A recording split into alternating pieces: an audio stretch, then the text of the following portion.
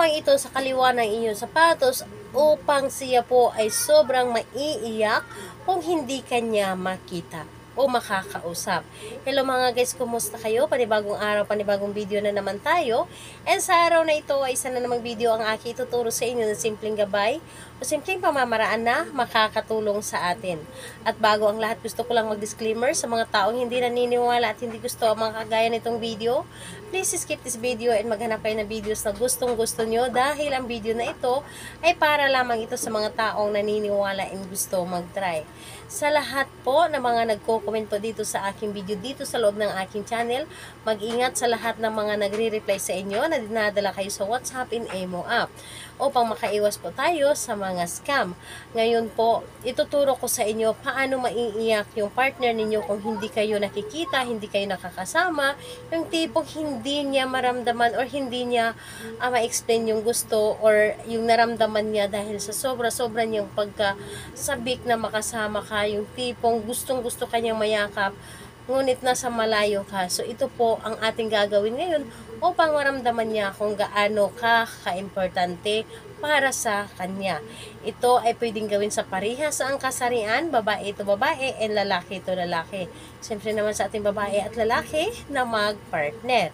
And ayun po, dito kailangan natin dito ng ating gagamitin is kailangan lamang natin dito ng kaliwang sapatos.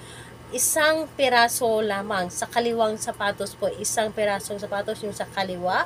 Kailangan din natin dito ng papel at panulat. Ito lamang ang dapat nating ihanda sa pagre-ritual na ito. Ngayon kapag ready na yung mga bagay na aking mga naibanggit, isunod po ninyong i-ready ang inyong sarili. Ngayon po, kailangan na mag-isa ka lamang na gumawa nito at wala pong dapat na nakakaalam at hindi mo rin ito ipagsasabi sa kahit kanino, kahit sa ka-close friend mo pa. Ang importante po, ikaw lamang ang nakakaalam sa inyong mga ginagawa para ito sa inyo ikakabuti. Ngayon, dapat po ay mag-isa ka lamang at nasa loob sa inyong kwarto at alam mo sa inyong sarili na gustong-gusto mo itong gawin at alam mo sa inyong sarili na ito ay makakatulong sa inyo. At kung ikaw ay may malakas na paniniwala nito, gawin mo ito dahil para po ito sa inyo. Ngayon po, ang unang-una mong gawin ay napakadali lamang. So, kumuha ka ng isang perasong papel na maliit. So, kumuha ka ng isang perasong papel na maliit. Sulatan mo ito ng 3 beses ng pangalan niya at apelyido. Pangalan at apelyido po ni target. Sulatan mo ito ng 3 ulit. Ngayon, kapag naisulat nyo na dito ng 3 ulit yung pangalan at apelyido ni target, ang gagawin po ninyo dito sa gilid or dapat nasa gitna po ang pangalan at apelyido ni target. Din dito sa gilid, isulat po ninyo dito ang iiyak ka hanggat hindi mo ako makikita o makakausap. Paikot po na isulat ninyo dito sa kanyang pangalan. So, halimbawa po ay nandito po yung pangalan at apelyido ni target. Nandito po siya sa gitna. Ngayon, isulat po ninyo dito sa ibabaw, sa gilid, at sa baba, tapos sa gilid, yung ating magic words na iiyak ka hanggat hindi mo ako makikita, hindi mo ako mayayakap, hindi mo ako makakausap, iiyakan mo ako lagi, sobra-sobra mo ako mamiss, or ano pa man ang gusto mong isulat, basta, again po, dito, sa gitna po, ang pangalan at apelyido ni target ng 3 ulit, at dito sa itaas, sa gilid, sa baba, at sa gilid yung ating magic words na inyong isulat para kay target. Ngayon po, kapag naisulat yun na, ang gagawin nyo lamang ay napakadali lang. Hawakan nyo lamang yung papel na inyong isinulatan, hawakan ninyo at itupi ng 3 ulit.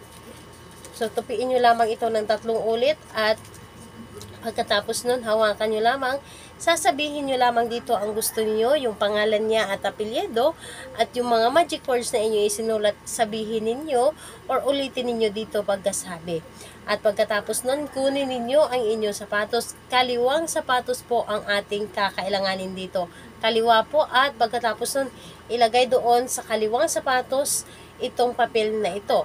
And mas maganda na kapag gamit ninyo or gagamitin nyo ang inyong sapatos, huwag ninyo itong alisin doon sa loob. Doon lang or manatili lamang ito doon sa loob.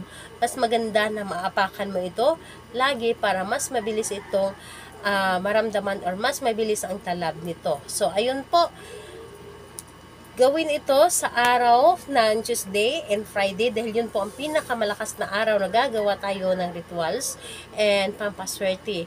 At kung gusto niyo naman gawin sa ibang araw, mas maganda po na gawin ito sa ibang araw or pwede rin ito gawin sa ibang araw kung malakas po ang inyong energy at ayun po, may sinag ang buwan. So, ayun, sa lahat po ng mga gustong magpa-shoutout, mag-comment lamang sa baba para ma-shoutout ko kayo sa next video. And sa lahat po ng gustong magtanong, mag-comment lang din po sa baba para ma-replyan ko din po kayo. Salamat po sa inyo. Bye-bye everyone. God bless us all.